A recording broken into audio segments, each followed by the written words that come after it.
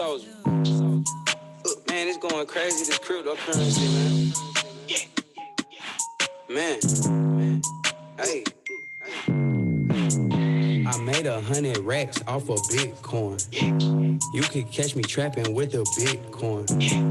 You could catch me running up the Bitcoin. I spent 6,000 on a Bitcoin. Bitcoin. I got Bitcoins. Bitcoin. I got Bitcoins. I spent 6,000 on a Bitcoin. I made 100 racks off of Bitcoin. I got on a computer and I bought a Bitcoin. There's a new world emerging, right before our very eyes. A world where the creativity of our imagination is changing reality. Where advances in artificial intelligence, machine learning, edge computing, blockchain, and now 5G are shaping the future. The Digital Innovation Group at GA Telesis is helping drive that transformation, creating solutions with emerging technology that build a better future and new ways to conduct business, protect our environment, and improve humanity. Find out more at www.dig.tech, and let's innovate our future together.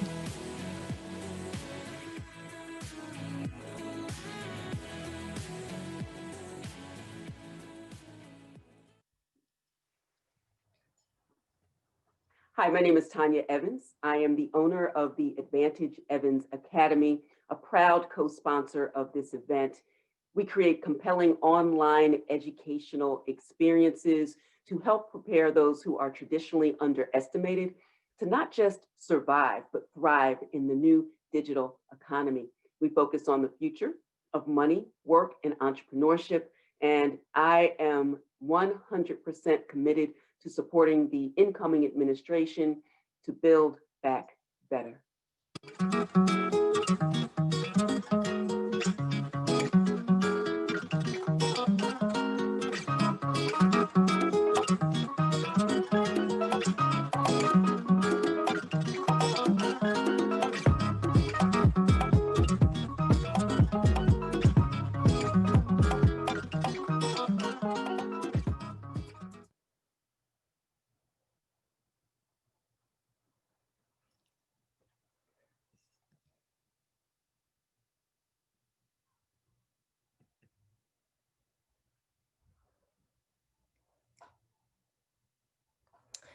Good evening.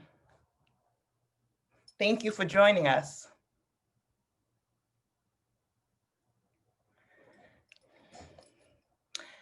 Good evening. Thank you for joining us. We're thrilled to commemorate Inauguration with you. I hope you enjoyed that message from our wonderful sponsors and partners. Tomorrow will be historic for many reasons. As the new Congress and new administration begins its work, we want to illustrate that blockchain and cryptocurrency should be part of the economic development toolkit. We have a wonderful event planned, special guests, and great conversations. You should have received the playbill with bios and some other information like a commemorative NFT. We'll talk about that later. Our program will begin with a fireside chat with Harper and Cuy Sheffield. Harper is a humanitarian, an award-winning actor, best-selling author, entrepreneur, health and wellness ambassador, educator, and philanthropist. Harper is currently starring in ABC's #1 TV drama, The Good Doctor, and will be premiering his new podcast, Commas, during Black History Month. In addition to his performing career, Harper is the founder of the Manifest Your Destiny Foundation.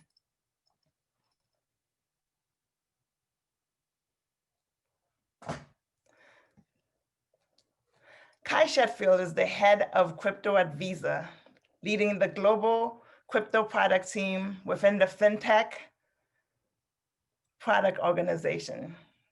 Cuy is a fellow at the Visa Economic Empowerment Institute, and he co-chairs the World Economic Forum's Global Future Council on Cryptocurrencies and is a member of the advisory group for the Digital Dollar Project. Hello, thank you, Cleve. It's fantastic to be here And I'm excited to welcome, award-winning actor, philanthropist, and best-selling author of multiple books, including The Wealth Cure, Harper. Welcome. Hey Cuy, how are you, everybody? Great to be here. Awesome. Well, let's get started. Would love to start with just what has driven your interest and focus on economic empowerment? Tell us your journey and about the efforts that you're leading. Well, I'll tell you, a few years ago, I was working with my foundation, the Manifest Your Destiny Foundation. And as we started to do more and more development work with marginalized communities and young people from challenged backgrounds and areas, and the whole purpose of my foundation was to help young people manifest their destiny, just like it sounds. And as you would assume, Cuy, many of much of the impediments to me being able to help them were economic. Fundamentally speaking, you cannot have social justice without economic justice. And so I ended up writing the book, The Wealth Cure, which is a book about money and putting money in its place and figuring out how money could be used as a tool for empowerment, but also how money has been used, obviously, as a tool of exploitation and marginalization. And so as I started digging deeper into those issues, something very clear started to come up, and that was blockchain technology and decentralization and money policy and all of the things that we can sort of dig deeper into. But we started to realize that there was a clear connective tissue between the opportunities of decentralization and blockchain technology that are offered and dealing with marginalization, exploitation, poverty, and folks being left behind and left out. And so I started, I guess, we all know what it means to start going down a rabbit's hole, because this truly is a rabbit's hole when you talk about blockchain technology. So I started going in and digging deeper, and met some amazing people along the way, people who want to see the world improve, get better, become more equitable. And in so doing, I've continued work in this space, and I really, truly am encouraged by all of the people, many of whom are on, I'm sure, here, that are interested in blockchain technology as a tool for social good and for social equity.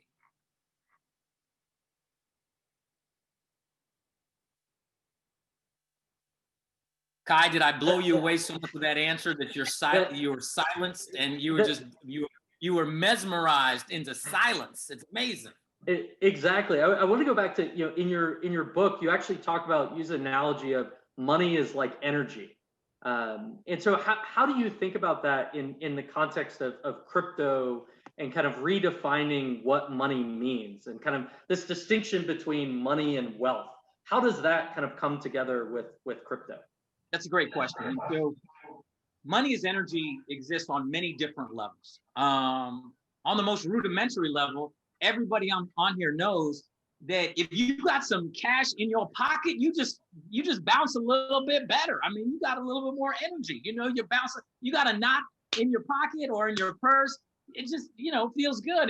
And part of the reason why we talk about mattress economies is that in many ways the most marginalized communities are under an unbanked but have cash in their mattress or on their possession or somewhere, because cash gives us a sense of security in a way, right? It provides some measure of energy back to you. But on a bigger or higher plane, when I talk about money as energy, money is an energy from the relationship we have with money. And we have to always talk about money as a tool, because money is not, the interesting thing, I talk about the new cool money rule, which refers to this money energy ideas. And the purpose of money is not to spend it, but rather collect it so you gain access to cheaper and cheaper money.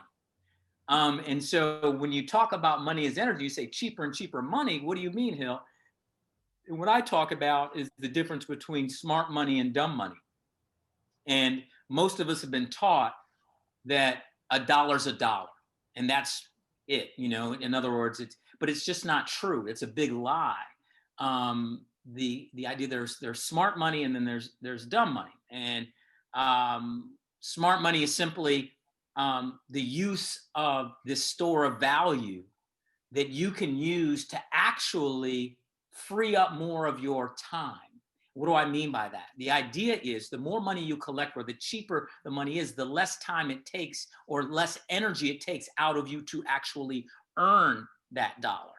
And so smart money is money, for instance, when your head hits the pillow, by the time you wake up the next morning, do you have more of it or at least equal? And then dumb money is money that you have significantly less by the time you wake up the next day. Things that you paid for instance, in a high interest credit card, or using the actual dollar bill. Why? Because of inflation. So that dollar fiat currency that you have every time we go to bed at night is worth less and less and less. And that's why cryptocurrency and the opportunities that holds for us fight against that inflationary piece, because inflation is one of the number one things that have been used against poor people to keep poor people poor. Now, what do I mean by that? I mean that wealthy people, wealthy communities tend to have the best relationships with banks, and banks, certainly central banks, control monetary policy. And therefore, the policies that are being created are to benefit the people with whom they have relationships. And those policies, by just, for instance, what we've done recently in this country, printed more and more and more and more money. What is that doing? It's making poor people poorer, because everything is costing more. And when you have less of that dollar and things cost more money is actually being extricated from your community and from your family, et cetera. We can get deeper into why cryptocurrencies fight against that. But money as energy simply goes back to the idea of how much energy from your life is required to actually access that dollar. And can you set your life up in a way, or in certain ways, and certainly we can, such that the money is cheaper to you. It's less expensive in terms of your time and energy. And so that's, you've had this experience that many of us have had in crypto, going down the rabbit hole and just starting to learn and understand it. And I'm curious, as you started to learn about crypto, what have you found as the barriers and the impediments for more people in underrepresented communities to learn about it, to be able to access it and interact with it, and kind of what needs to be done to help overcome those? Well, that's a great question. And what we start to realize is that even in the crypto space, that folks are trying to replicate the same barriers to entry that have been created in the fiat space. And what do I mean by that? Ownership of exchanges is one example, right? So Brian Armstrong, Coinbase; Jack Dorsey, Cash App; the Winklevi, Gemini. Now, all three of those individuals are extremely wealthy, and most of the so-called Bitcoin whales are wealthy individuals. And so there's an argument out there that people say, well, Hill, how are we decentralizing things if we're just seeing a replication of the same demographic and dynamic in terms of holders of these assets in the space? And the opportunity is there, but we cannot allow the same replication of barriers to entry to exist. And that's the key. That is the key. And so I like to actually refer back to history and try to look at examples of where we've seen people of color, marginalized communities, actually be extremely disruptive and break the cycle.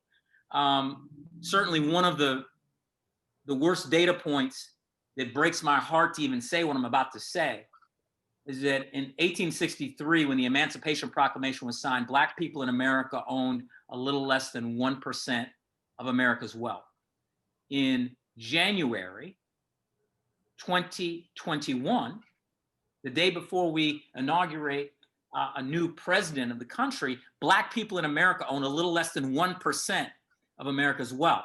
So you could say, well, so how could that be with so many star athletes and entertainers and a president for 8 years? And folks who own businesses and people on boards and all of this success, it can be because systemic racism and deeply institutionalized racism and barriers to entry exist, such that on a macro level, communities have not been able to break through. Now, if we allow the same thing to happen with blockchain technology, whether it comes from the regulatory side or just all of the tech impediments. So let's look at places where we've seen disruption. One of the best examples in America was Tulsa, Oklahoma, the Greenwood District. And we're coming up on the centennial of Black Wall Street, May 31st, 2021. It'll be the 100-year anniversary of the greatest race riot in the history of this country, where 300 African Americans were massacred and killed. Another 800 were put in internment camps. They were buried in mass graves. And the first time the American citizens were bombed from the air was not Pearl Harbor or 9/11. It was Tulsa, Oklahoma, where the Oklahoma National Guard dropped Molotov cocktails on 1,200 Black-owned businesses and homes to destroy and loot and rob this community. So what does that mean? It means that this community had actually created an amazing amount of wealth and success. It meant that they had already done that. And so what did they use? And Kyle, break down 3 pillars that I think are important that we have to learn for as far as the blockchain technology is concerned. 3 pillars. 1, institutional ownership. 2, institutional trust. And 3, the flow or movement of money. So institutional ownership piece in Black Wall Street in Tulsa, you had Black-owned banks, Black-owned insurance companies, Black barbers, Black butchers. And then you had this trust of the community of those institutions that they weren't predatory, that they weren't trying to rip them off or take advantage or squeeze as much money out of the community as possible. And number 3, you had the flow of money. $1 within Black Wall Street changed hands 30 to 60 times before it left the ecosystem. It created a vortex of wealth generation. We can actually replicate those 3 exact same pillars within technology. And that's what I'm working on doing. Specifically, so that we don't see just a replication in the crypto space that we see in the fiat space. It's super powerful, and I think there's when a lot of people think about crypto, they start to think about and go to financial inclusion, and just from a payments perspective, and how you can transfer value or help people who are underbanked, but really shifting the conversation to financial empowerment. How do you build wealth, and how do you use blockchain technology as a way that it can be a platform for entrepreneurship? So we'd love to hear more about kind of what you're working on with the foundation, and kind of where you're heading in terms of how to address these really important issues that you just highlighted. Okay. First of all, we have to remember that foundational financial empowerment of communities is a critical piece for solving many of the social ills that we want to solve. We understand that there's an inextricable link between poverty and low performing schools. We understand that there's an inextricable link between poverty and incarceration rates in communities. We understand that there's an inextricable link between poverty, marginalization, and health outcomes, whether it's COVID outcomes or high blood pressure, heart disease, and all of those negative outcomes. So almost any social ill that we want to solve, we can deal with through monetary policy and in some way, shape, or form, foundationally speaking. And so what I'm working on, and we'll be launching within the next 3 months actually, is a platform and ecosystem that, for better or for worse, is similar to what I just talked about around the Black Wall Street. The idea that we will be able to understand how powerful our spend is and how we're actually voting every time we spend $1. And most of us don't understand that if we actually collectively work together around our spend, that we can not only impact policy, but we can also create wealth at the same time. And we can do that in a low barrier to entry way through technology by creating the ecosystem and creating the community. And obviously, it takes some measure of financial literacy and financial education, and then adoption of these principles to get people to acting in line to understand their power, because at the end of the day, there's power in collecting your dollar. I remember early in my acting career, I lived in a neighborhood. I was doing theater in New York, but then I got this little gig in LA, and I went out there and I didn't know anybody and I had no money at all. And so I was living in a neighborhood that was a lot of gangs. It was a Black and Latino neighborhood. And, you know, I got my little room, and I was, you know, making it. And I realized that upstairs lived this amazing group of multiple Latino families. And none of them individually could afford a car. But every month they pooled their money and got enough for a used car. And one got one month, another got one month, another got one month. And, you know, in a different tradition, that's called a susu. I'm not building a susu, so to speak, because those are kind of, you know, people have different feelings about those and they're pyramid schemes or whatever. But the point is it reinforces the power of collective spend. And collective spend can work in a very low barrier to entry way through blockchain technology and through a tech platform. And so I'm building that platform, and I'm excited to welcome people in. We should be launching in the next 3 months. That's super exciting. You know, definitely can't wait to hear more and to continue the discussion on the panel. But, you know, just wanted to thank you for all of the work that you're doing, and appreciate you taking the time to come and share your wisdom with everyone else. I'm not going to let you off that easy. Kai, I can't let you off that easy, because, you know, there'd be people out there side-eyeing me if I didn't speak up about this. So I got to ask you a tough question. Oh, you man. Ready? All right. So you work with Visa. Now, it's not, I think that credit card companies have not been known to be the best stewards for challenged communities when it comes to running up debt, when it comes to having people get caught up. I think that the data suggests that the average household in America is carrying somewhere around $13,000 to $14,000 in credit card debt, and most people are just paying their minimums month to month to month. Now, what could the MasterCards of the world and the Visas of the world do to sort of help communities that are challenged, marginalized, and bear the brunt? Because the one thing we do know is that it's expensive to be poor. Meaning, if you're poor, you pay higher interest rates on your credit cards, on your car note, on this and on that. You'd think it'd be the opposite. You'd be like, yeah, the poor folks who have less to spend should be paying less interest rates. But what can the credit folks, and I know you're an amazing sponsor and you weren't even expecting me to do this, but I got to keep my own credibility. I got to ask you these questions. What can credit card companies do to step up and help marginalized communities around debt? So I think kind of first, you know, Visa is a payments technology company that has been, you know, facilitating commerce for about, you know, 6 decades.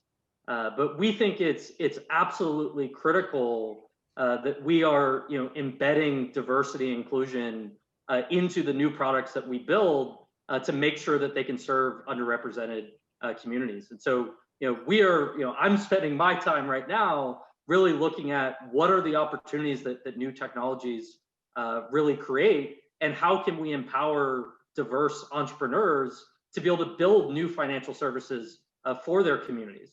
And I think for them to be able to do that, they need to have, you know, trusted brands and global infrastructure that they can build on top of. And so we think that there's a huge role to play to help with that. I love that. And I think that there's going to be a wonderful role for Visa on my platform. So we got to talk. Excited to continue the conversation, but I'll pass it back to you, Cleve. All right, brother. I love it. So if you ever invite Harper to your event, expect him to call you out. I love it, love it, love it. True advocate, thank you. And so excited to hear that will actually be announcing a new platform and ecosystem. So definitely look out for that. and his new podcast, Commas, will be coming up soon. We'll be transitioning to other activities soon, but it's time for the audience to talk back. We're going to be doing a poll. So please note that the poll will actually drop in the chat, so for you to participate. I'll read the poll question. It's a long one. The Trump administration was the first to explore crypto policy.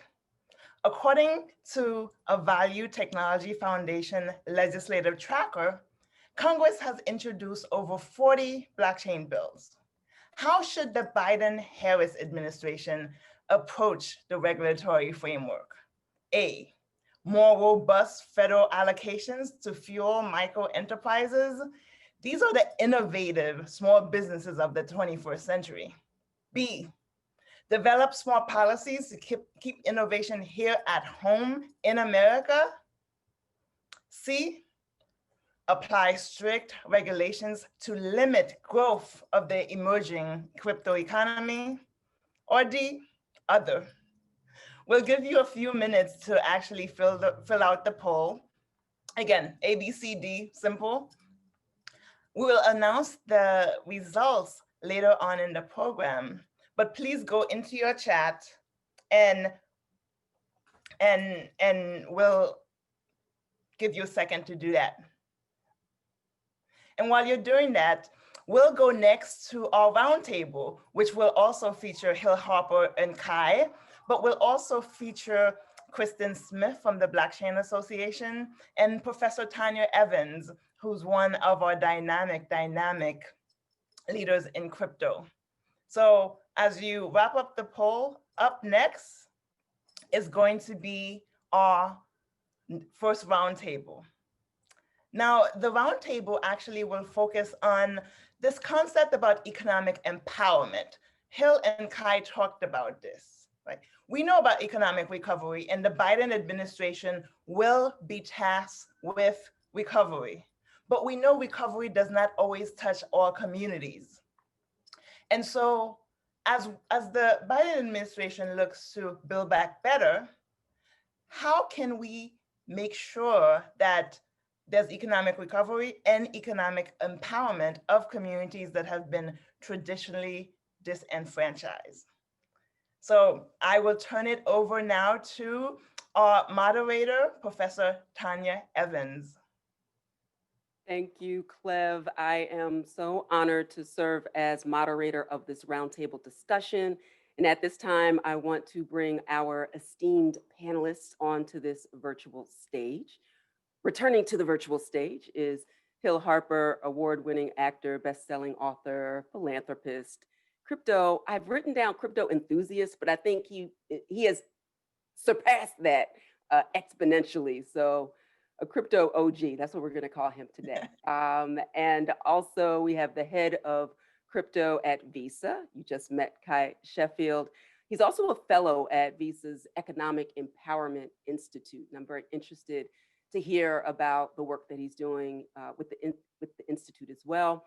And finally, the executive director of the Blockchain Association, board member at HODLPAC.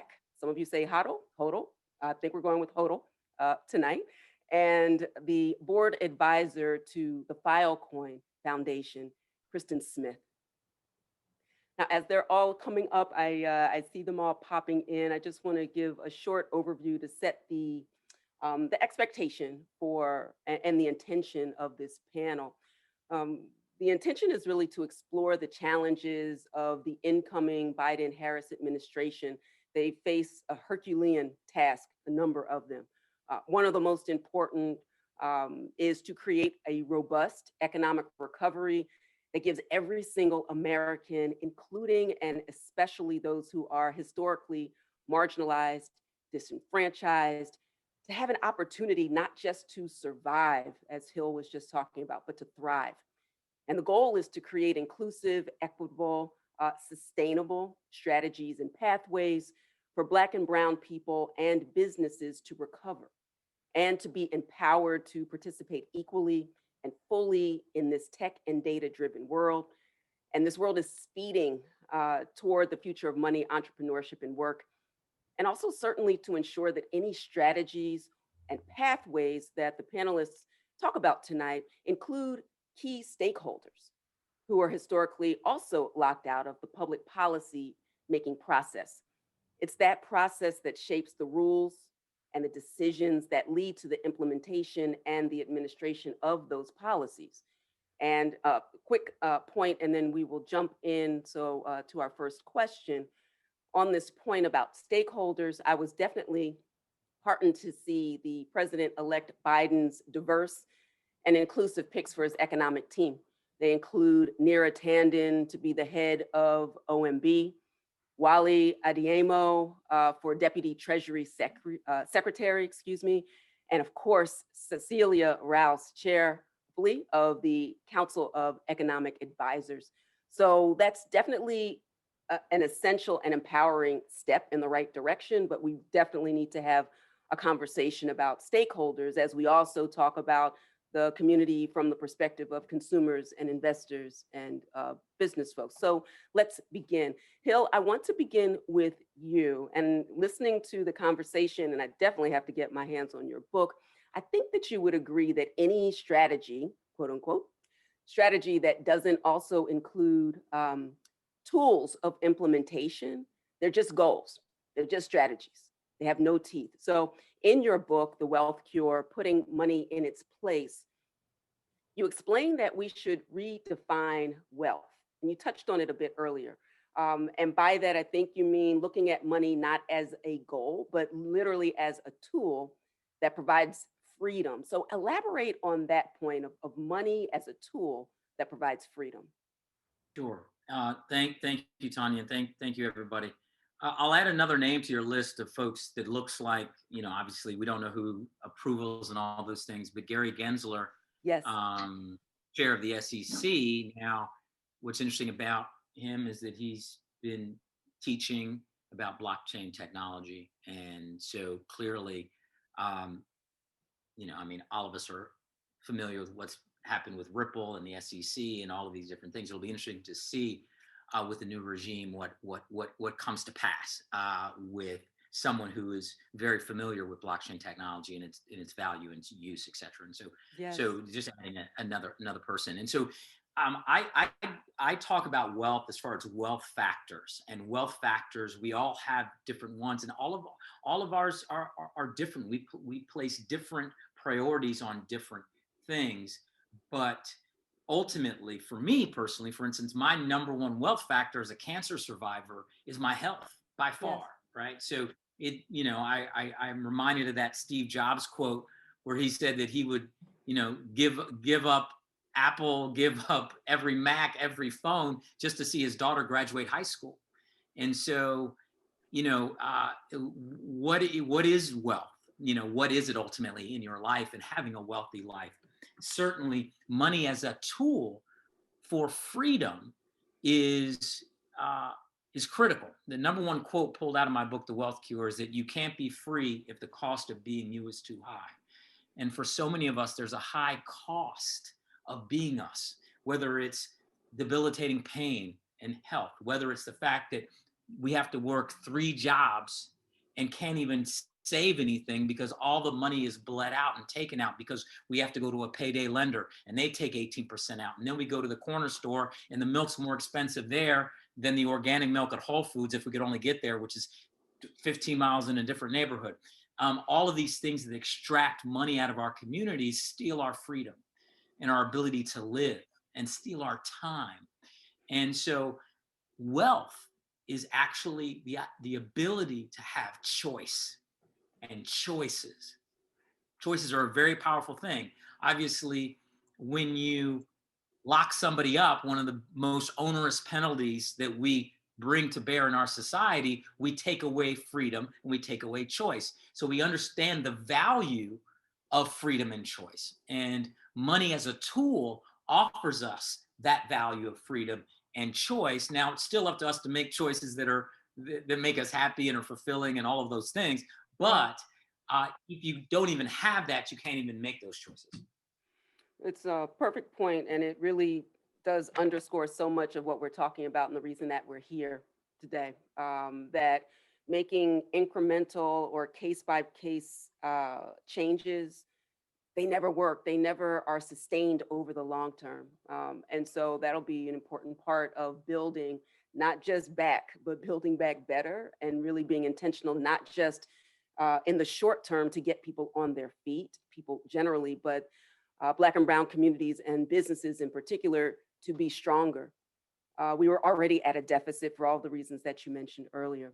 I see in my notes that we actually have a special guest that is about to join us. I want to put a pause on the roundtable now so that we can have someone come up.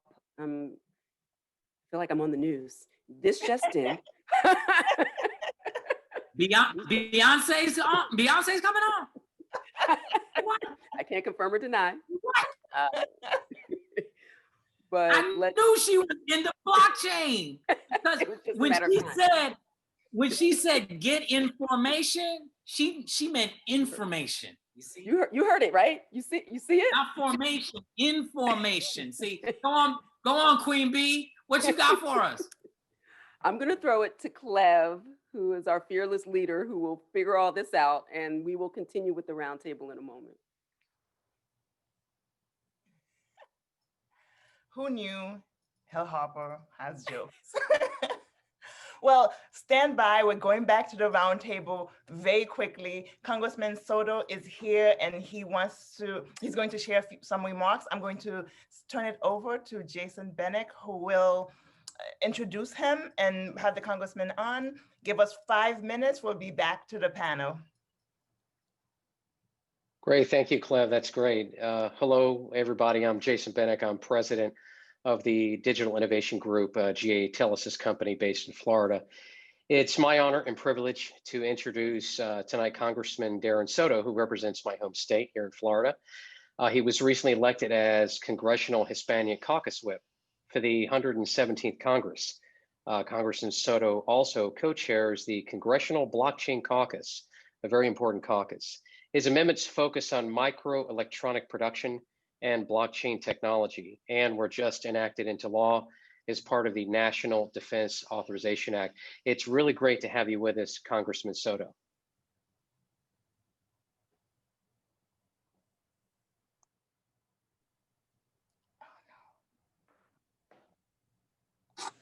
Okay, looks like I was on mute for a second. Look, we all need to be flexible, right, during these times.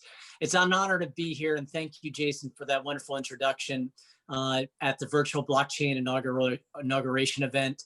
We know this is an exciting time in blockchain technology and in the policy related to it. And I wanted to start with an update on some of the bills that we're working on. We saw the first bills pass the House with blockchain policy reforms out of the Energy and Commerce Committee that I have the honor of serving on, including the Blockchain Innovation Act and parts of the Digital Taxonomy Act, to set up both with the FTC and the Department of Commerce, different ways they think as agencies we can make blockchain technology more competitive, as well as prevent fraud and protect consumers. While that passed the House, it did not pass the Senate yet. So while we made history, we're going to get right back up in the 117th Congress and move that along.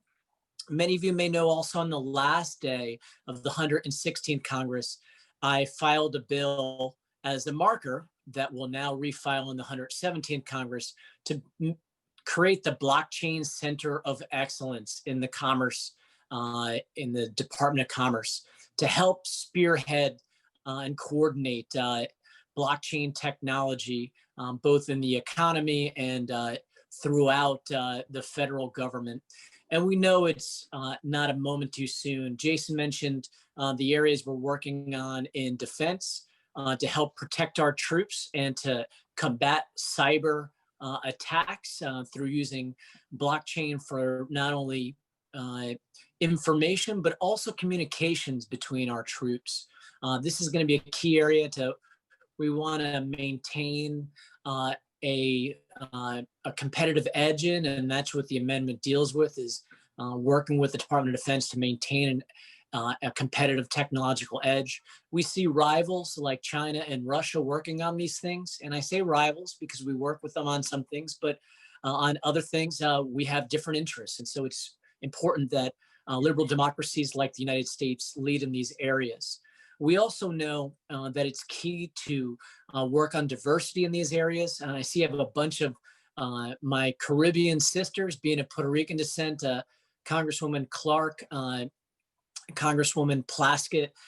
We work together on the Energy and Commerce Committee to increase diversity in tech. We know we need to increase the ability of access to coding and to intro level opportunities for the African American and Black Caribbean community, for the Hispanic community, and for the Native American communities and others. This will help out with key areas like blockchain, and for us to address an AI bias and make sure that algorithms reflect the values of our diverse America. So we'll continue to work on those things as well. And we know this is a turbulent time. And so what I'm excited about, and Jason and I were talking about it before we got on, is even with the dual crises we're working on with issues related to the pandemic and issues related to security of the Capitol after the. All right, I see that we are back. So just by your nod, Cleve, are we going back into the roundtable? Excellent, okay. So Kristin, I wanna pick up with you. Excuse me, let me change my view quickly. All right, so we just finished up a conversation about money as a tool that provides freedom.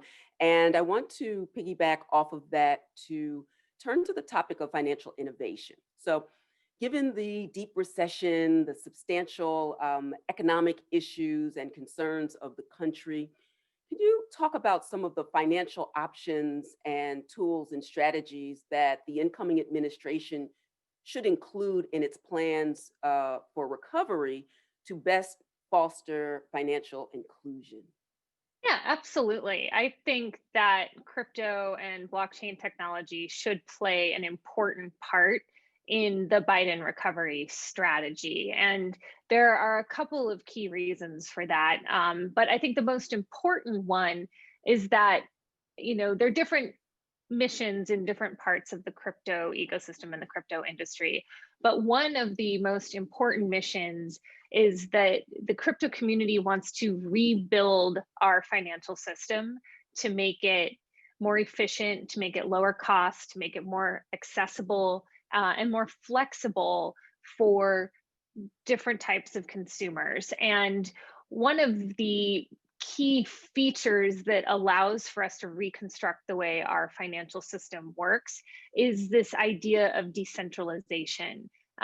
Today, a lot of the services that are out there are provided by very large institutions, banks that have been around for a long time.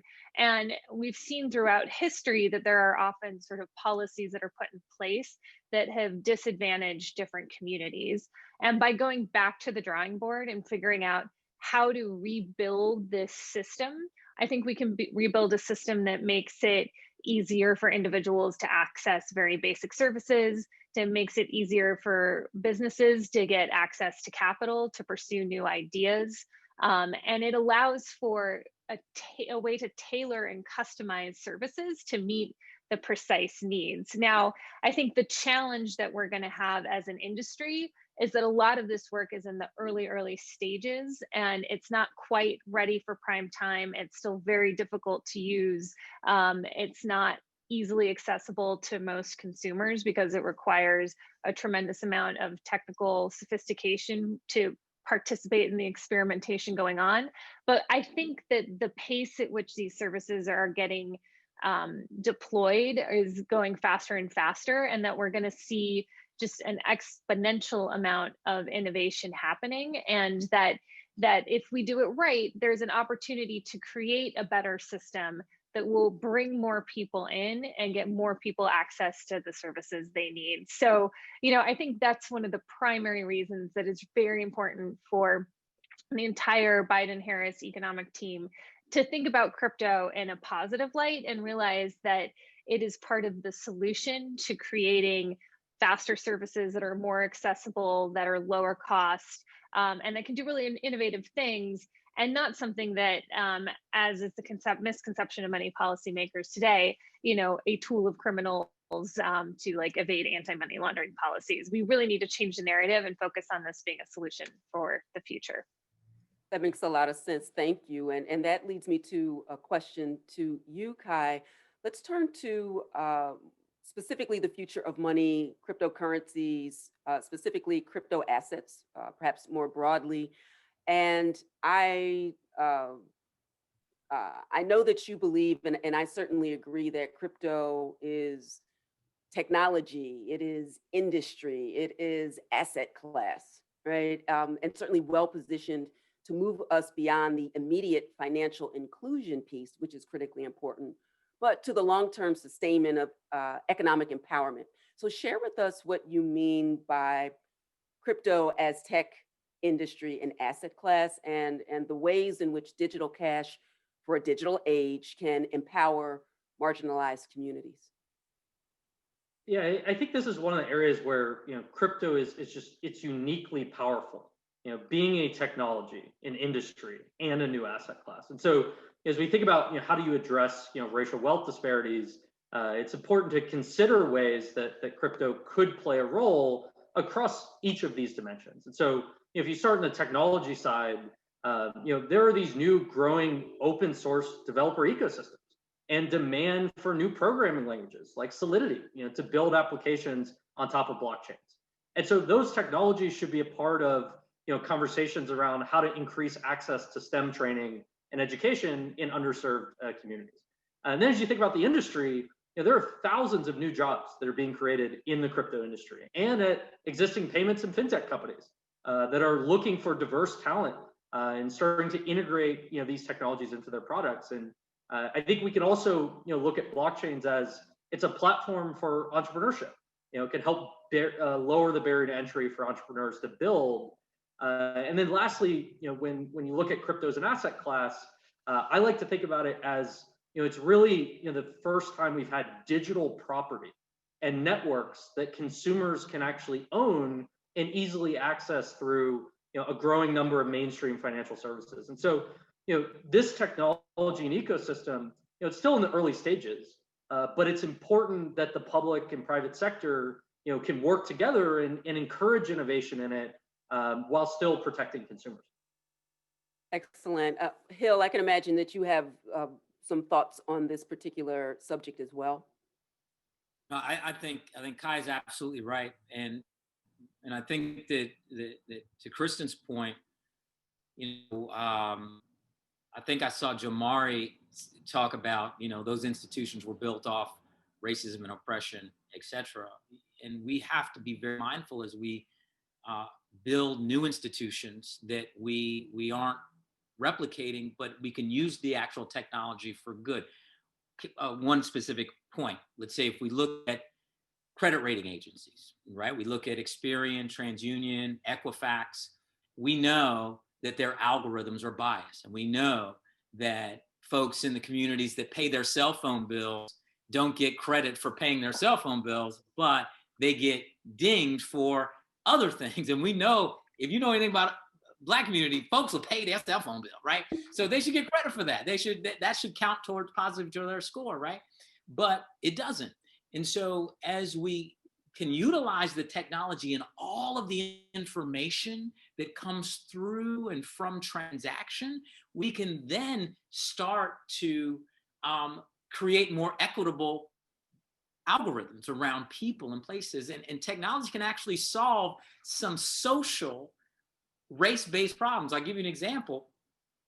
Although Travis at Uber, when he founded Uber, he didn't realize he was going to solve a very endemically embedded racist problem. That's just a Black man getting a cab in New York City, right?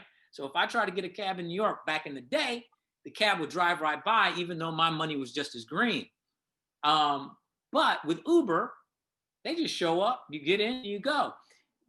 The technology itself actually solved a race-based problem and systemic racist problem, even though that wasn't even the intent. And if you actually take that those concepts and apply them through blockchain technology and crypto, just think of all the pathways that this technology can start to touch and solve that are very clear systemically racist columns that the technology can start to blow through.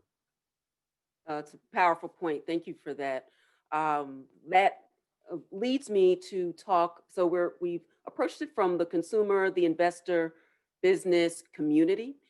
Another part of this equation, and Kristin, I'll come back to you, is why it's important to have stakeholders from the relevant communities as well. So Minda Harts, our author of the memo, says, it's important to have a seat at the table, or in the language of the Hamilton play, which I quote on a regular basis, to be in the room where it happens.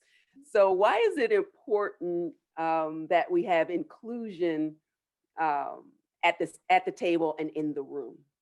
No, I think it's very important. I mean, when I look at the crypto industry, I would be naive to say that, crypto is a clean slate and we can build everything from the ground up in a perfect vision that, brings everyone to the table. But the problem I think that we actually do have as an industry, as the crypto industry, is it largely comes from people who were in traditional finance and traditional tech. And that isn't the most diverse group of people that are moving from those into crypto. And so I think it's important that the industry think about how do we make sure we have all viewpoints at the table, because there are different problems that different people bring, different sets of experiences. And if we're going to create the services from the ground up and the regulatory policies that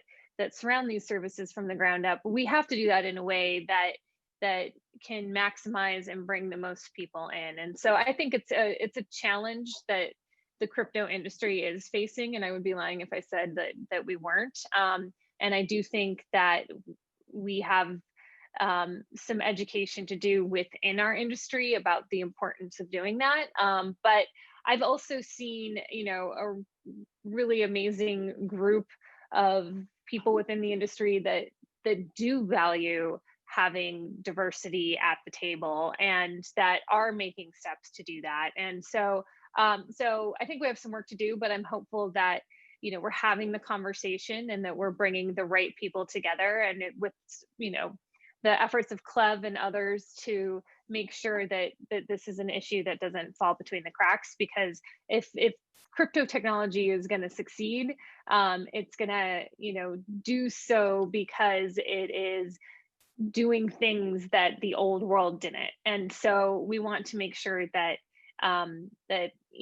we have a good group, and I think that we're making some progress towards that, and we'll continue to do so in the months and years ahead. Excellent. I see our time is short, and so this will be my final question, and I would be remiss as a law professor and the owner of Advantage Evans Academy and the From Cash to Crypto program if I didn't ask about the future of education in this space as well. We know that the role of financial and economic literacy and education in economic empowerment is critical, because we can have all the tools and all of the strategies in the world, but if we don't empower people with economic literacy in this space in particular, in the crypto space in particular, then it's all for naught. So lightning round here as we close this out.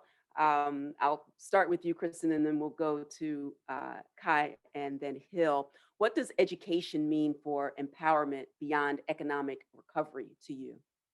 Well, I think it's twofold. One, I think industry needs to do a very good job, a better job of educating its consumers and users of its products, right? Crypto is different. There are different risks, and people need to understand that. So I think, as someone who represents industry, it's incumbent upon industry to make it easier, and also to make their services and tools easier to use and obviously useful, because if that's the case, then I think that, sort of user understanding will follow.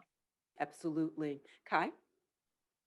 Yeah, I'd say that greater financial knowledge is critical for people to be able to improve quality of life, and I think crypto has an opportunity to help be a gateway to financial literacy. So I was a sociology major in college, and it's kind of trying to explain the obvious. And I was attracted to crypto because it's the sociology of money. You're asking yourself, what is money? How did it evolve over time? Where is it heading in the future? And I think that if you can harness the growing interest from particularly millennial and Gen Z consumers in cryptocurrencies like Bitcoin, and then provide a way to introduce them to a broader set of concepts about financial markets and investing, then you can help understand many diverse ways to building wealth. And so it's really just the tip of the spear for financial education. Excellent. And as long as you don't forget Gen Xers, I will accept that. And we just came into our money, so don't forget us, right? Don't leave us. Hill, close us out with your ideas about the importance of education for financial freedom and economic freedom. Well, Cuy is absolutely right, what he just said. And that's actually what the platform I'm building is all about. You have to start with financial literacy and education. Simple fact is, from K to 12, we teach math every year, but we do not teach money. And I would argue with you that my son is 5 years old, and at the end of the day, his ability to do long division. Now, I'm not saying he can do long division yet, so don't try to. I'm not trying to brag, but no, he can't do long division yet. He can barely add. But his ability to do long division in the future will not impact. If he can't do that, will not impact his life as much as his relationship to money. And so we need to do a much better job of making money and our relationship to money and learning about money a central part of our foundational education, even outside. But if not, we have to have tools and platforms where folks can go. And the reason why Cuy is so right about that is because at the end of the day, it's about choices. That's why platforms like Robinhood are frankly very dangerous. And the reason why they're dangerous is because the emphasis in Robinhood is for you to trade.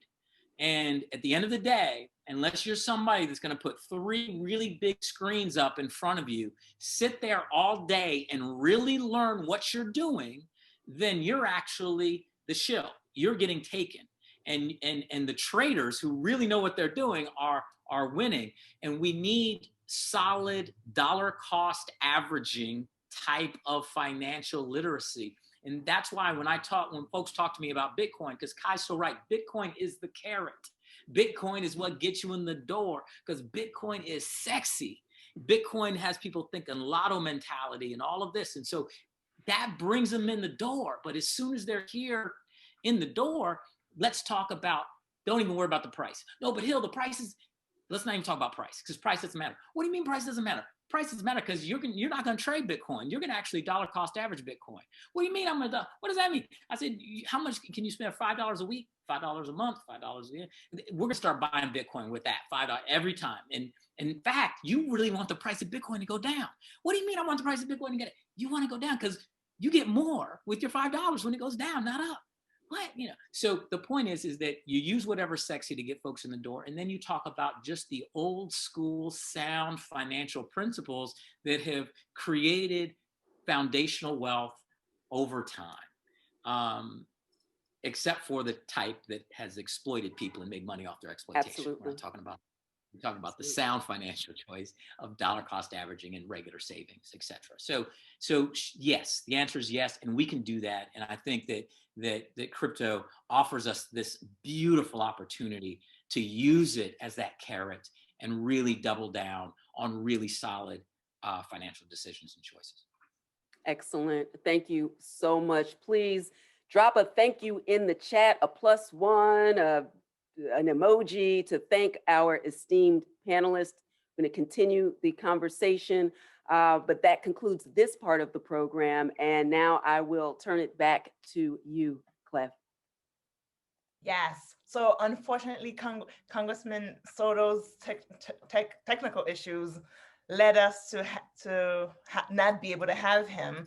But I do have the rest of his remarks. After this, Professor Evans, Tonya will actually introduce Congresswoman Yvette Clarke, who's joined us and is part of the conversation. But unfortunately, technical issues. But I did want to relay the remainder of Congressman Soto's remarks, he has been such a champion for Bitcoin, supporter of people of color in crypto. So unfortunately, the technical difficulties cut him short, but I'll read this. To close, blockchain can even assist with the dual crisis facing America currently. Turning first to the pandemic, blockchain technology can assist with tracking stimulus checks, PPE, and even vaccine distribution. After the recent insurrection at the Capitol, blockchain can also help us fight against cyber attacks. Whether it is domestic terrorism or the recent cyber attacks by Russia against the US, blockchain will play a major role in protecting the information of our federal government as well as our own personal information. Thank you, Congressman. Now I'll turn it over to Tonya, Professor Evans. Excellent. Thank you, Cleve. And I am really thrilled to introduce Congresswoman Yvette Clarke. She is the Vice Chair of the powerful House Energy and Commerce Committee. She believes smart technology will make communities more sustainable, resilient, and livable, and works hard to ensure communities of color are not left behind while those technological advancements are being made. Congresswoman Clarke advocates for inclusion in tech policy, and she recently joined her colleagues to send a letter to Google regarding the forced departure of artificial intelligence specialist Tamik Gebru. And she is a leading voice urging the incoming Biden administration to prioritize digital equity and to make diversity a priority for executive branch roles in science, technology, and telecommunications. And that's where women and people of color have historically struggled to gain broad representation. Welcome, Congresswoman Clarke. Well, thank you for that introduction, Tonya, and thank you to all of you for having me this evening. As has been stated, I'm Congresswoman Yvette Clarke, and I proudly represent the 9th District of New York, that's Central and South Brooklyn. I want to thank again the National Policy Network of Women of Color in Blockchain for inviting me to address you this evening. And I'm excited to be here with you all today and to discuss how to integrate more women, especially women of color, in the tech space. As a Black woman, I know exactly how it feels when your colleagues undervalue your ideas, when you're underestimated in terms of your intellect and ability. It doesn't help that women are often not in positions of power or in the room where decisions are being made. I often hear about how women aren't being taken seriously or how women have to pitch their ideas more times than men do. These barriers, these restrictions can only be influenced by the presence of more women's voices in the conversation. So my journey in public service was really because of my desire to enforce justice, fairness, and equity. Justice for immigrants who travel far and wide to America in hopes of a better life for themselves and their families. That's why I introduced the Dream and Promise Act, which would give 2.5 million Dreamers temporary protected status and deferred enforcement departure recipients a clear pathway to citizenship. Fairness for people of all races, religions, and ethnicities. I'm a leader in the tech and media policy space as co-chair of the Smart Cities Caucus and founder of the Multicultural Media Caucus here in the House of Representatives and on Capitol Hill. I believe smart technology will create fairness and ensure communities of color are not relegated to the margins, but are centered and are not left behind while technical advancements are being made. Equity, because the playing field is not even, never has been, it's been a struggle. And I think that we've reached a point in our civil society where these inequities have been laid bare to all Americans.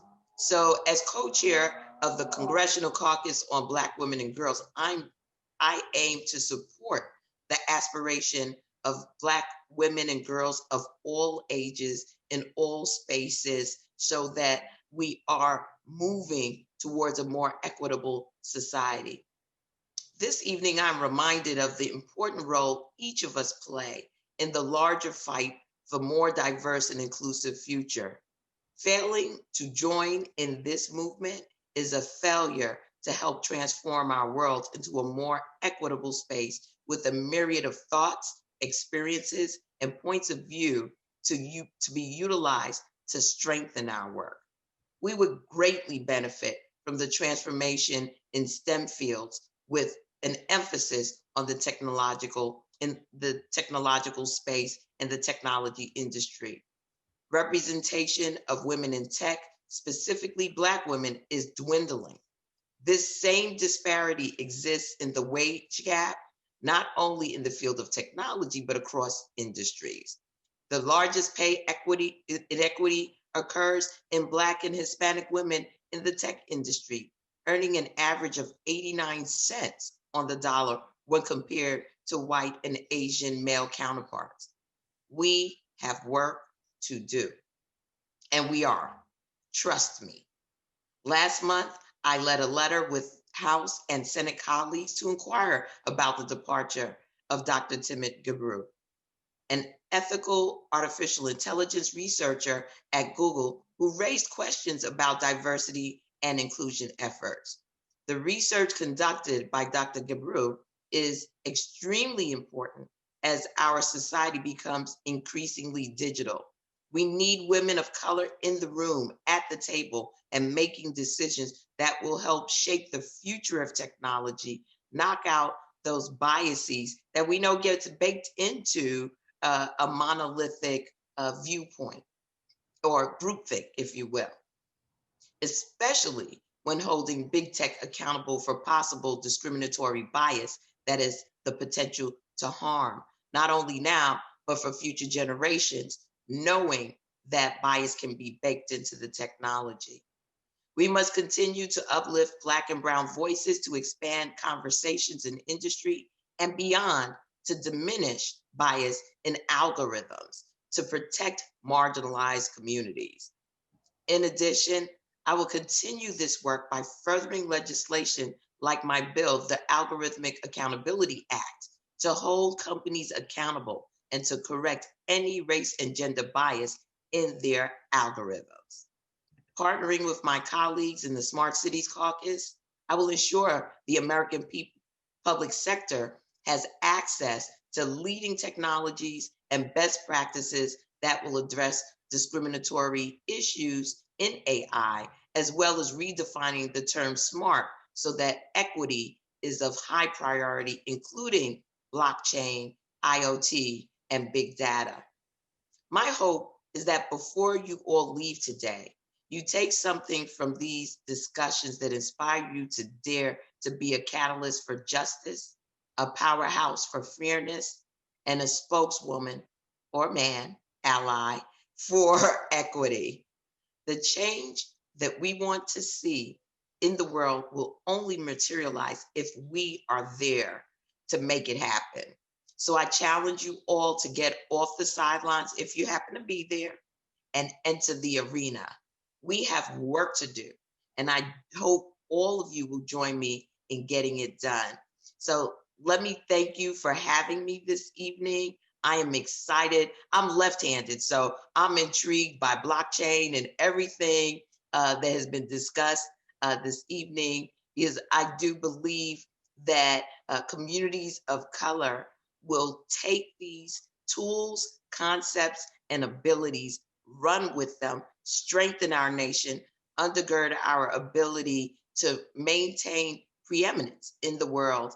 And as my colleague Darren Soto said, blockchain technology can unleash for our government and our society a powerhouse, a juggernaut of security and ability to really lift us out of this COVID crisis we're in and into a post-COVID existence that is far greater than the society that we inherited from those who came before us. So we've got work to do, everyone. And I want to thank you once again for inviting me to share some thoughts with you. I can stay a few minutes if you have any questions. I am no longer vice chair of the Committee on Energy and Commerce. My term is expired. We have a new vice chair who happens to be my partner, a very dear friend and colleague from Illinois, the Congresswoman Robin Kelly. And she and I have been charged by the chairman of our committee, Frank Pallone, to lead a working group on disparities.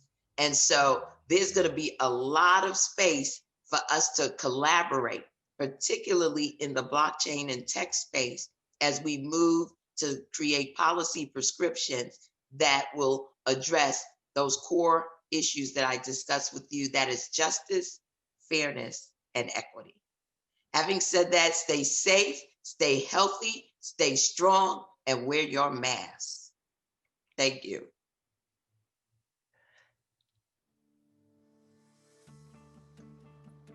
Are you new to crypto and wondering how to get started? Well, here are a few books as a jump-off point. Start with these books. They are truly must-reads.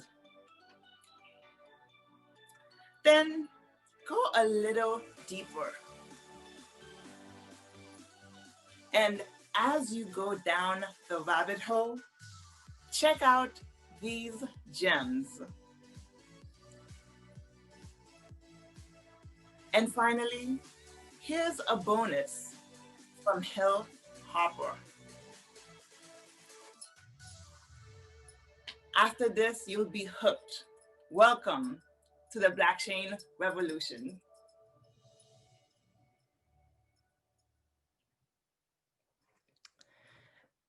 Well, I know many of you are new to crypto, so we wanted to share a few options for you to get started. So we hope those books will be helpful, and obviously mine was included.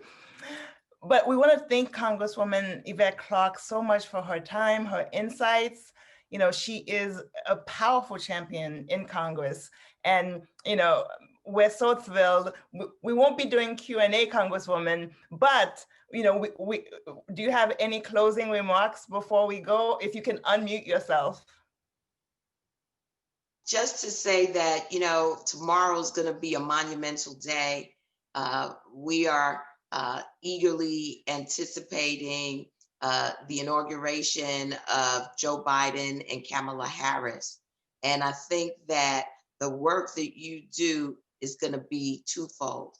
One, to advance an agenda that is inclusive and put that before the members of Congress, the executive branch, but accompanying that should be the education of colleagues.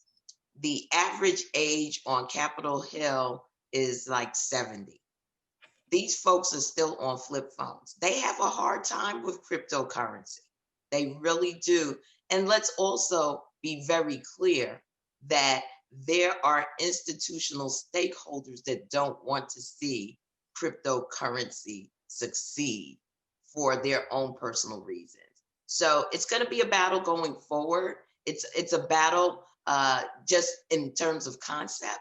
But imagine a whole bunch of Black folk, people of color, you know, really pushing for cryptocurrency to be given its legitimate space in the marketplace.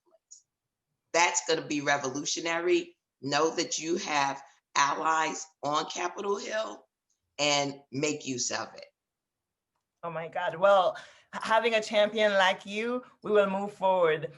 Organizations like the Blockchain Association, Kristin Smith was on, and Coin Center, we will definitely be doing that due diligence in terms of educating members. Thank you so much, Congresswoman, and happy inauguration. Thank you. Thank you. Take care, everybody. Well, we're so thrilled to have those remarks. And the good thing about crypto is, you know, there are so many champions in the Tri-Caucus, the Black Caucus, Hispanic Caucus, Asian Caucus. And I think this Congress in this new administration, we're going to see a lot more voices. Before we go into our second roundtable, I do want to share the results for the poll. You should have all seen it in the chat, but it looks like option B received the most votes, and oh my goodness, and that was to focus on innovation, making sure that we have a smart regulatory framework that keeps innovation here at home. And obviously that's what we want. The instinct, as Congresswoman Clarke mentioned, for many is to impose strict regulations, and that is because of the makeup of Congress, right? We have older members who do want to protect consumers, who are concerned about this new form of digital money. But if we do our due diligence, we will get there, and we will actually succeed in terms of getting much more traction in terms of a smart regulatory policy that actually keeps innovation here in America. Well, we are moving forward to our last panel, our roundtable. Tomorrow, we will inaugurate the first female vice president, the first Black and Asian Black president, the first Howard University Black president. I'm an alumni, HU. And also she's a member of my sorority. So I'm an AKA, so skiwi to all my sorors out there. But tomorrow's inauguration is going to be historic for many reasons, but certainly because of the first female vice president. So our next roundtable is actually titled Decade of Women. And we really wanted to focus on this new makeup of small businesses, which are the engine of the American economy. Small businesses are today micro enterprises leveraging innovation. So our next panel, moderated by Maureen Murat of Crowdie Advisors, who's a staunch champion of crowdfunding, will delve into those issues. I'll turn it over to you, Maureen. Thank you. Hello, everyone. Maureen Murat here from Crowdie Advisors. Today, we have a great panel or guest speakers that will be joining us to talk about what Cleve mentioned, especially to empower micro enterprises. So we have Karen Chu from Blockchain by Women, Jalak Jobanputra from Future Perfect Ventures, and Manasi Vora from Women in Blockchain Boston. Although I mentioned when this one project or business that they're working in, as you can imagine, we're all multi-hyphenates, right? So we all have different positions and different leadership positions that we have. And Cleve already said what I wanted to say to start off with, the fact that I think being that we're a panel of all women of color, that I couldn't let the night go by without, showing how excited I was to be able to see the first Black, Asian American vice president be inaugurated tomorrow. And to top it off, I saw on the news today that Justice Sotomayor would be the one giving her her oath, which just, I think to me, takes me, over the moon. I don't know if any of you have any comments about that. Yeah, I would agree. I'm from California, and I have always admired her, and so I think it's great, and just so happy. Agreed. Great. So as we all know, there are important Washington debates taking place about federal regulation of blockchain and cryptocurrency, and essentially the industry as a whole. So tonight, let's just discuss a little bit about your experiences in navigating this space as entrepreneurs, with hopes that it will expand the conversations that are happening on the Hill, so that we can also highlight some key policy considerations that this new administration and Congress should prioritize in order to spur the growth of women-owned small businesses and to increase opportunity for women entrepreneurs here in the US so that they can innovate. So Manasi, share with us your experience with the Paycheck Protection program, also known as the PPP loan program, that was instituted last March to help businesses that were experiencing hardship during the pandemic. Thank you, Maureen. Happy to share my experience.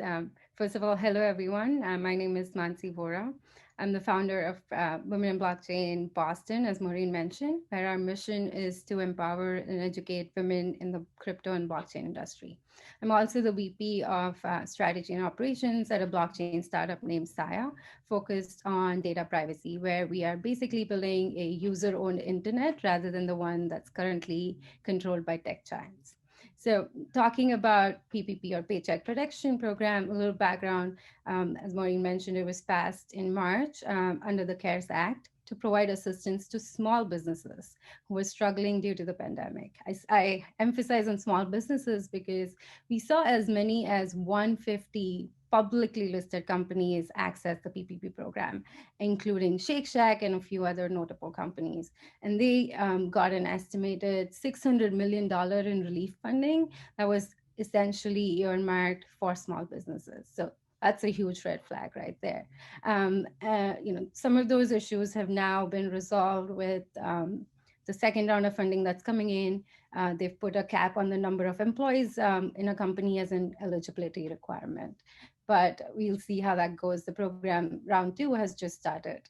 And we saw a lot of public outrage, and some of these companies actually returned the funding. So it's good to see that, but it was really disheartening to see these public companies who already have access to other means of financing jump into the PPP program. I think one of the biggest challenges, though, was having a basic banking relationship. A lot of startups and just in the crypto space especially don't have banking relationships with some of these big banks like Bank of America and others who were able to disperse these loans.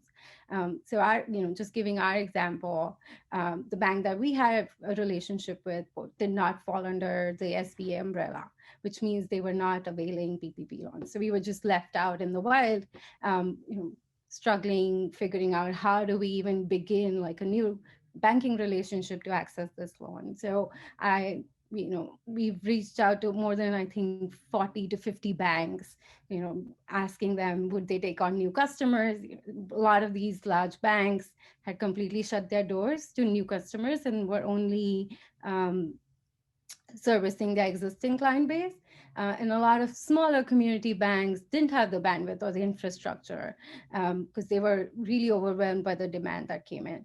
Luckily, we did manage to get a local Boston-based bank to service us, and we got the loan. So there were the pros, of course, was getting the loan was really beneficial, and being able to continue paying our employees, being able to continue being in business for a few additional months, but the challenges outweighed the benefits. The process was really complex. There was a lot of burden of research on already distressed small businesses to figure out how to access this loan. The rules and guidelines were changing literally every single day. So you had to constantly watch the news, read all the updated guidelines, and figure out how to access the PPP protection program. And timing was super crucial. So as we know, the last loan ran out in 2 weeks. So if you were not ahead of the line, you didn't really get the loan. So you had to be really quick as the loans started getting dispersed, or as the application process started, you had to apply immediately, otherwise you were going to be left behind. Some of these problems definitely have been resolved in round 2 of the PPP, but then the round 2 has come up with additional challenges. So one of the new eligibility criteria in round 2 is that you need to have more than 25% of losses in revenue compared to the previous year. Now, if you are a pre-revenue company, which is, in our case, we are, then you are automatically ineligible to access the PPP loans. So there are a lot of challenges, and I think the problem goes beyond the Paycheck Protection Program, where a lot of crypto companies struggle with having access to banking products, and that's really ironic. But till we replace the banks, we still need them. Even today, a lot of payment processors do not want to work with you because you work in the crypto space. So till we replace them, this is going to be an issue. And I think it's an important conversation to have.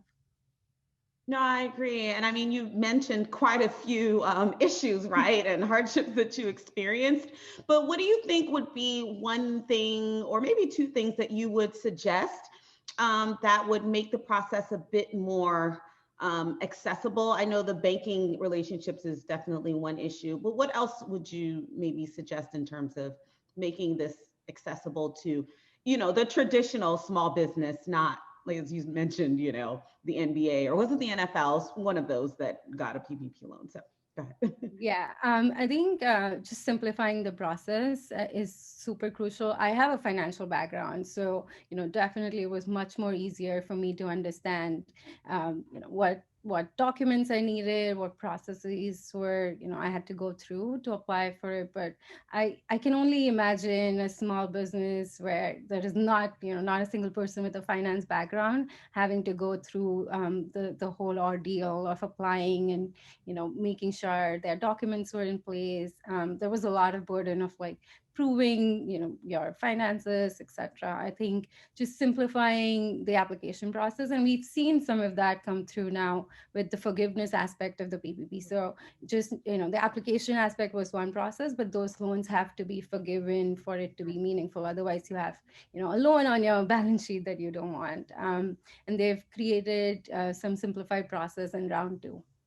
Right. Okay. Well, thank you. And I think someone mentioned in the comments that kind of summed up what you said, especially about the banks, that, until we can, do something with them or replace them, we still need them, right? So that's something to keep in mind. So moving on to Jalak, speaking of funding a business, it seems like ages ago now, but I don't know if anyone remembers the ICO or the ICO craze, but the advent of the security token offering, the STO, really put, I think, blockchain enterprises on the map once ICOs or initial coin offerings, once that hype kind of wore off. Tell us a little bit about your work with STOs and how this type of capital raising intercepts with the Jobs Act that was passed in 2012, and your work now with VC funding. Sure, and let me say it's just an honor to be with all of you on this historic night. And when I've heard some of these conversations and Maxi's recent comments, it's really, I hope that tomorrow is a day that we truly enter the 21st century from all different aspects in terms of inclusion and inclusive economies and growth, as well as really tech-enabled growth. And I believe, and I've been a VC since 1999, I saw the growth of the internet, and in the early days, I was a Wall Street banker in the tech sector before that. I was driven to start Future Perfect Ventures in 2013 because I believed that all the connectivity that we had seen in terms of mobile and broadband and internet were going to lead to new business models being created. And so our thesis has always been around decentralization. We were the first female-founded fund focused on the crypto and blockchain space. Luckily, we are no longer the only one out there. And one of the elements that really excited me about crypto, and at the time it was only Bitcoin, and it was this concept of reducing reliance on intermediaries and gatekeepers that had kind of kept funding locked up. And I'm a gatekeeper too, but I know I can't fund every business that needs to be funded, nor is every business necessarily the right business for to receive venture funding. And so there are millions of businesses around the world that are not getting funded or the proper funding to really grow. And so the Jobs Act in 2012 was transformative in that it allowed startups and smaller companies to take funding from individuals without necessarily declaring themselves a public company. And that opened up access to capital. And what we've seen in the last few months, and I believe the new accreditation laws take effect this month, where we are seeing more people being able to participate in the funding of startups. So before you had to check certain boxes as an accredited investor, now there are other other than net worth and a $200,000 salary where you can actually participate. And why is that important? Venture funded companies, Intel, Google, Facebook, all the companies that are now worth the most in the stock market started off venture funded. So a lot of the growth in the early days and returns go to the people who are able to fund these. Now, the other element about crypto that is very interesting is that not only can someone put in $5 or $10 of an investment into an entity, if they're a user of a product, they can actually, through security tokens, participate in the profits of that product. Now, this is all very early days, and this all has to be legislated and worked out. But that's where I see a lot of the potential around security tokens, where you can actually program, returns depending on different participation levels, or whether it's monetary participation, or if I go to a coffee shop that I want to support, and I'm participating through marketing. I'm participating through buying that coffee or other means, that owner can actually share those profits with me. And so it's truly an opportunity for a more kind of circular economy where everyone's participating in the growth. And I believe that will lead to a larger pie. And I think a lot of gatekeepers are concerned about controlling their pie, but really not paying attention to the fact that the overall pie will grow if you can spur businesses to get more funding through more creative means that technology can now enable. No, I agree. I think the theme of this conversation is definitely accessibility. And to your point, I mean, yes, there also, the SEC is updating the rules on who can be considered an accredited investor. And they are expanding it a bit, but I think it's good that they've realized that it needs to be expanded. Hopefully it gets expanded further. But right now, we will accept what we have right now. How have you, baby steps, right, baby steps, exactly. Look, over the last 8 years, you've seen this too, right? Right. There were days when people thought that Bitcoin was going to be legislated away, and we now have we are moving towards more regulation, but more clarity and understanding from regulators that this is not going away, and that there's been pent-up demand. We've seen it during COVID, not only with Bitcoin, but other cryptocurrencies with decentralized finance, that there is this desire to participate in investing and grow your own asset base, and crypto enables that on a scale that we haven't seen before. Right, I totally agree, and I think most people on the call agree with you as well. But just to kind of piggyback on some of your what you were talking about before about being able to investing in startups and things of that nature. What have you I mean, and it sounds like you've been in this game, if you will, for quite some time. So how have you seen investments in startups and micro enterprises evolve to kind of, bring us to where we are today? Well, we've certainly seen more and more capital going to startups. Now, I would differentiate between, micro enterprises, and I'm on the board of Center for an Urban Future in New York. We've done a lot of studies around, true micro enterprises where and it's really women often are solo founders or have, one other employee, so truly micro enterprise. And access to funding is still challenging, for a lot of them. And that's where I think, again, going back to crypto, there's a role for blockchain and crypto in opening up accessible funding to some of these entities. So while we've seen, all the headlines of VC funding increasing, I don't know whether that's been really inclusive. It's gone into, the same types of companies. Women still get, less than 10% of venture funding. They're less than 3% female decision makers at venture funds. And then if you look at women of color or people of color, the numbers are even lower than that. So I strongly believe that we need to get inclusivity at not only, legislator level, but funding level, the limited partners that control the pension funds. We need to have, and it's not only the right thing to do, there's money being left on the table by excluding some of these enterprises. I agree. I was just about to say that. Yes, I totally agree. Thank you.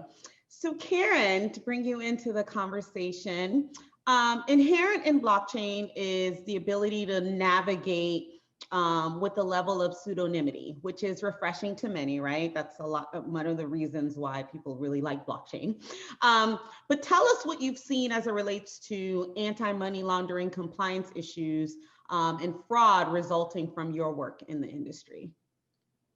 Yeah, sure. So, so I have a background of 20 years or so in software, and in that time saw a lot of issues with diversity. So that's why I started Blockchain by Women.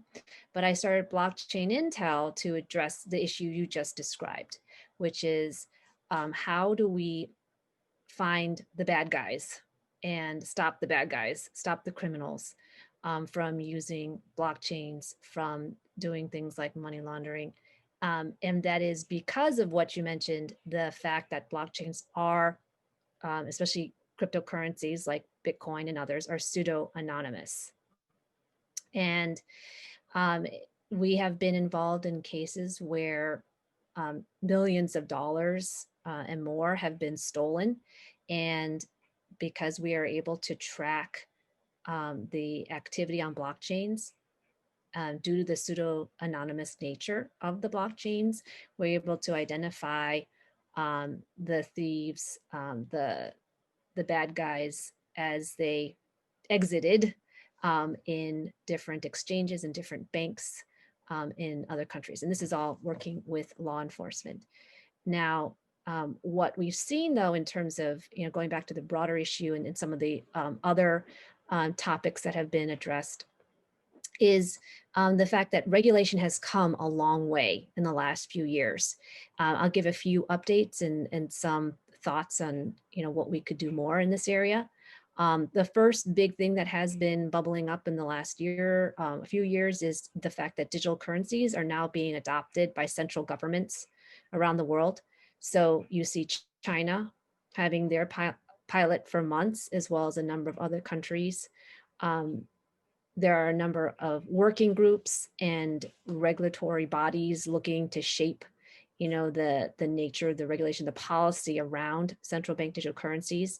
And we, as part of Blockchain by Women, will be having a special fireside chat with the Federal Reserve Bank of Boston in February to discuss these issues and how they'll be used by, people, citizens of the US as well as other countries.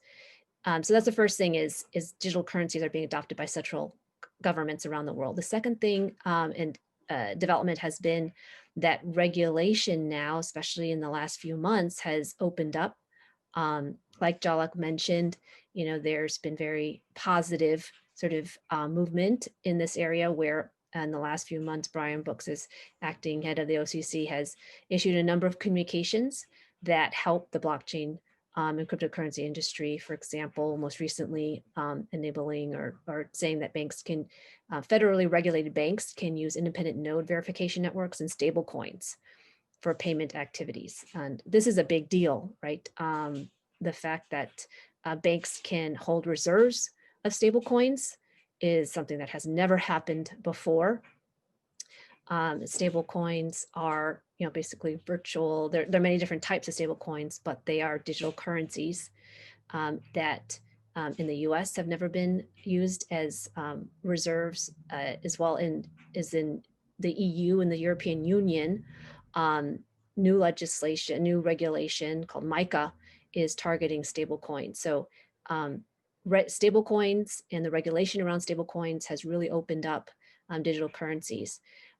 Now, we have also seen aspects of regulatory and industry collaboration to address things like the money laundering that has been addressed by banks for years. And this is a big issue, right? Wherever there is money, there will be people who will try to use it for criminal purposes. And we want to catch those people. We want to make any kind of new form of payment safe for everyone. We want to increase the trust in these new payment systems. And that was the big reason why I started my company, was to increase the trust that people have in these new networks for all the reasons that the other speakers before talked about, right?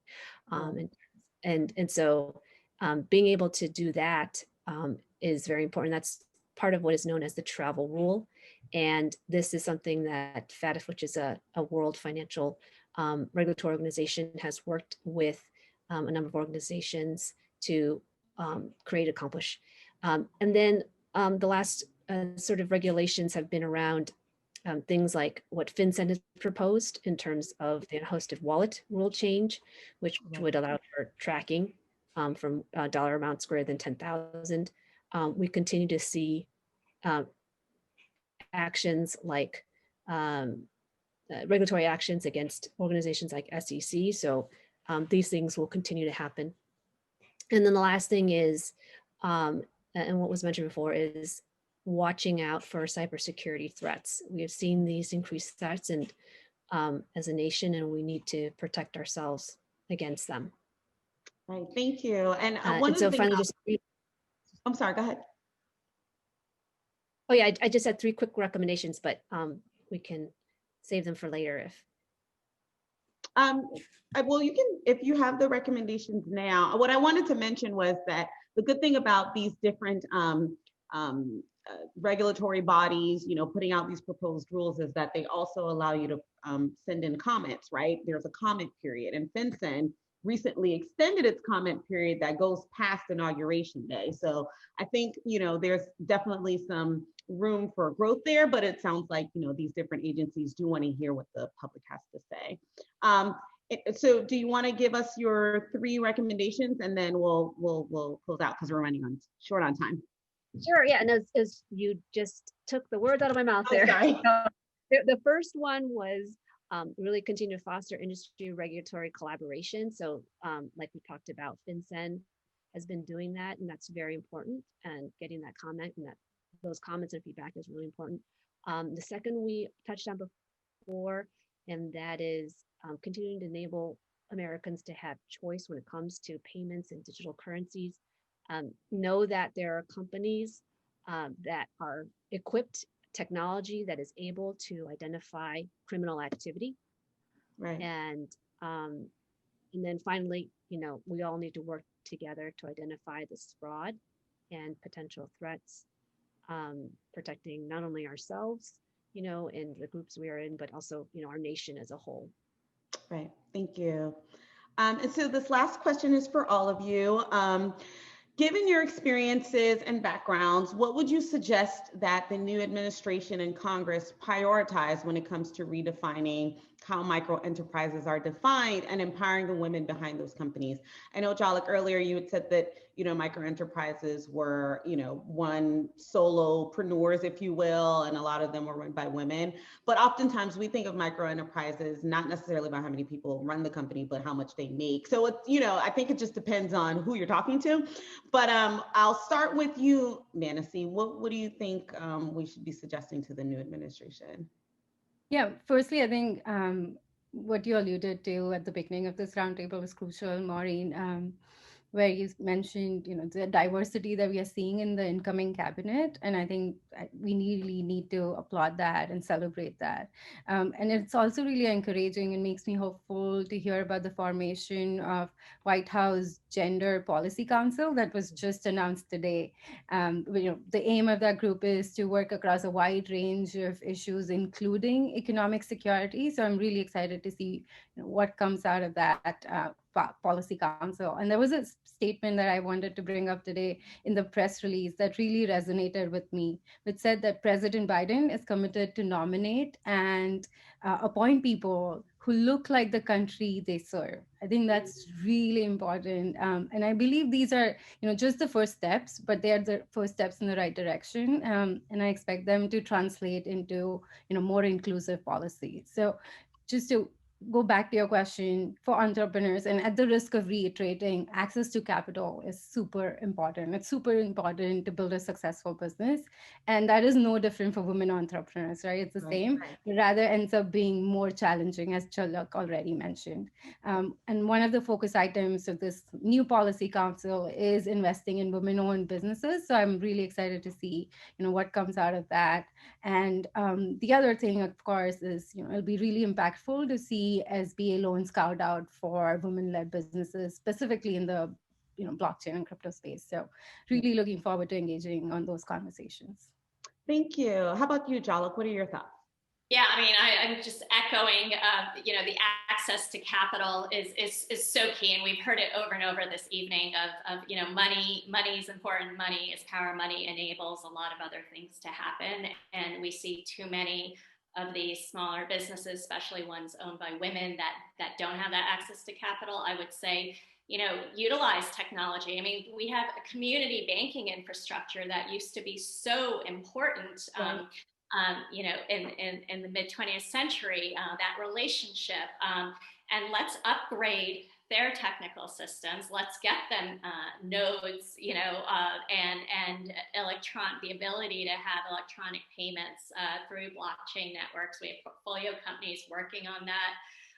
We have a neobank in our portfolio that was able to get their customers stimulus checks, within hours of disbursement, where, so many people had to wait for mail checks. That should not be happening now. So, I think there are a lot of examples out there in technologies, and it's really partnering with those entrepreneurs to make sure all community members can get this access to capital and ability to have their asset base grow. Thank you. And how about you, Karen? Yeah, so my personal experience has been it's hard, like everyone has said before. I mean, we don't look like the typical entrepreneur, and I've been told that many times, you don't come from central casting. You don't have the experience, but then they go and invest in somebody else who has even less experience than me, but looks like them. So it's very challenging. So just echoing what everyone else is saying, I mean, we had to, and we're happy, but we had to get acquired in order to continue down our path. And it's a challenge that decision that everyone has to make individually, but we wish there were more choices for everyone. Agreed. Thank you all for your leadership and your willingness to share your experiences with us today. I'm certain that this discussion will be helpful to everyone listening, and those who want to participate in the blockchain and crypto industry. I know sometimes people think it's one, and sometimes people think it's two different industries, but nonetheless, we also hope that the administration also will benefit from this conversation. Thank you again, and I will turn the program back over to Cleve.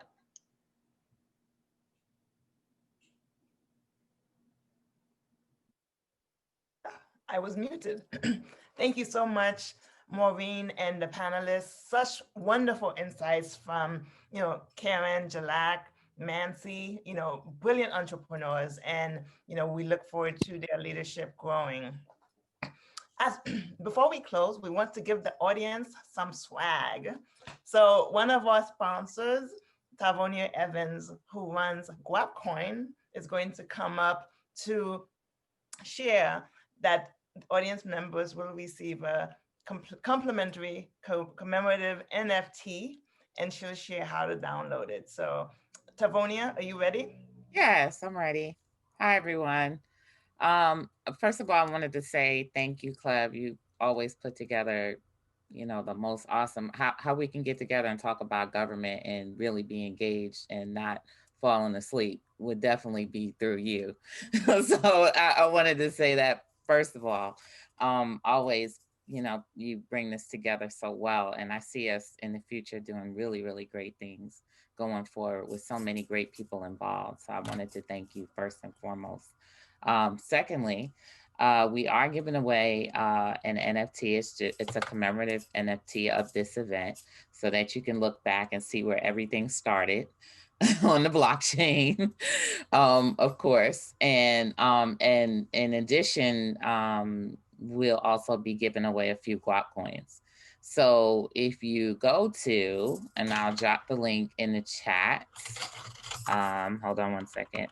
Very easy to remember. I see some people have already started. I think they dropped the link somewhere. If you go to guapcoin.org/WOC for Women of Color, and you will be taken to the landing page where you can fill out the form. We do always have to have some basic information to do an airdrop. So just your name, your email, and your Ethereum address for the NFT and your guap coin address for the guap coin. I understand that if you don't have any Ethereum address and you're really, really new to this, it might be a little bit complicated.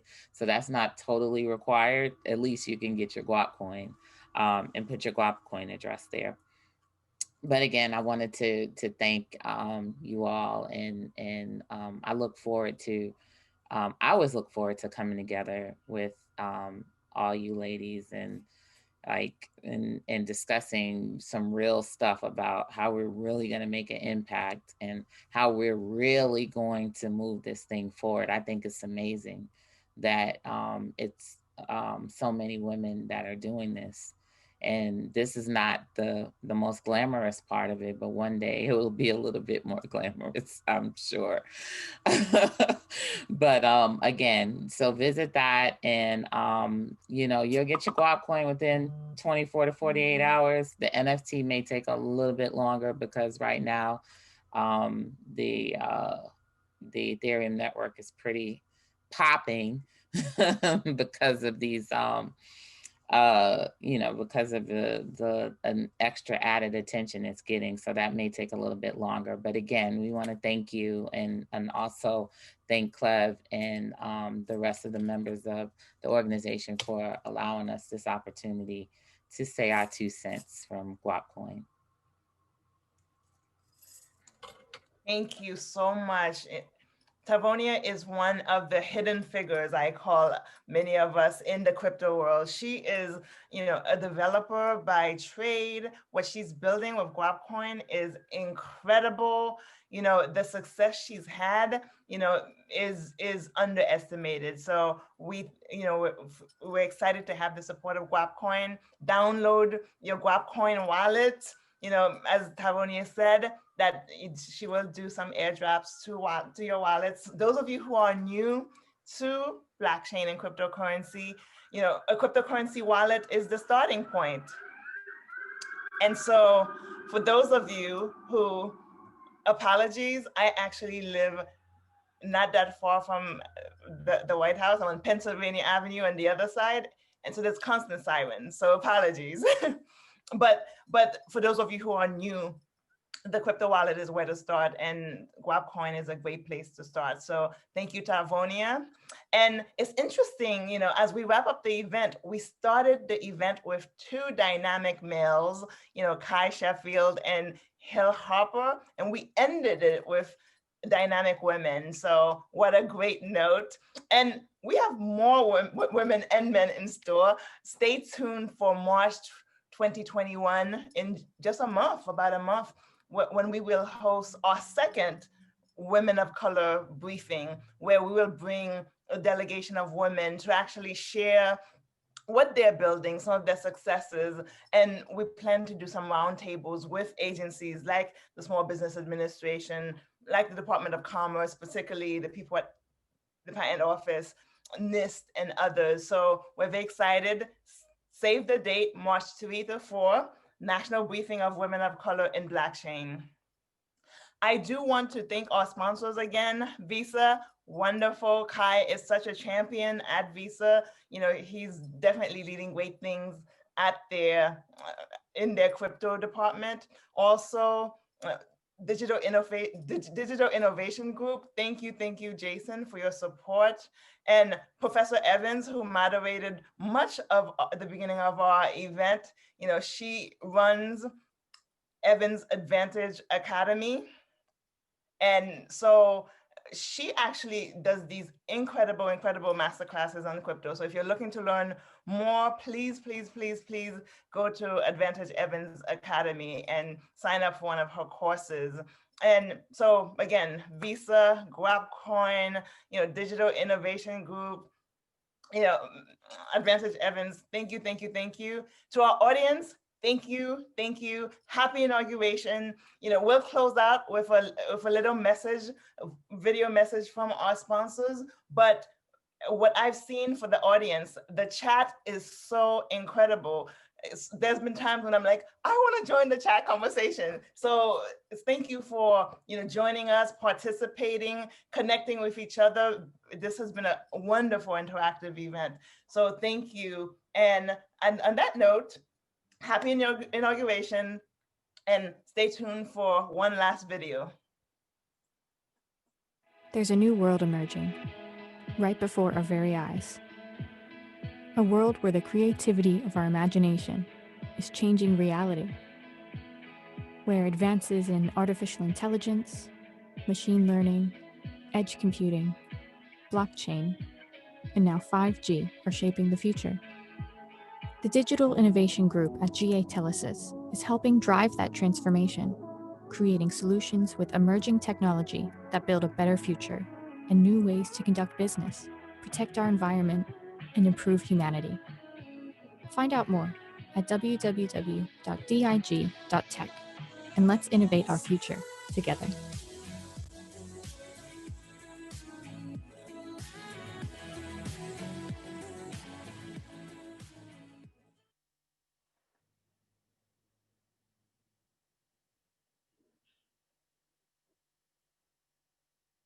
Hi, my name is Tonya Evans. I am the owner of the Advantage Evans Academy, a proud co-sponsor of this event.